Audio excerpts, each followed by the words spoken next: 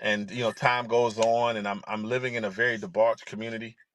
It's a very poor community, so there's a lot of violence and crime, and I ended up finding myself in the streets, making a lot of bad choices. Selling drugs was one of them.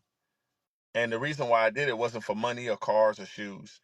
It was to see what was it about drugs that allowed my mother to get rid of me. Because my mother was addicted to drugs. And as a matter of fact, on the day of delivery, when she was giving birth to me, she was abusing drugs throughout the pregnancy. And I almost died during delivery. The doctors had to do surgery on my little infant body. And we would go from home to home to home begging people to sleep in their attic or their basement.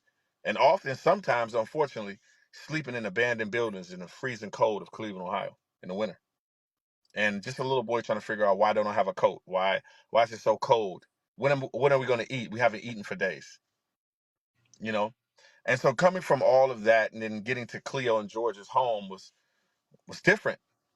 But every once in a while, I would get up in the middle of the night and hear Cleo praying for me, saying all these wonderful things about me.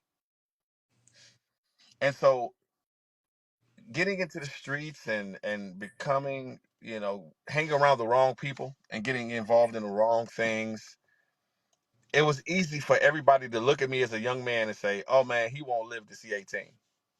His destiny is prison. His destiny is a grave, because look at how he's living. Look at the people he's surrounding himself with."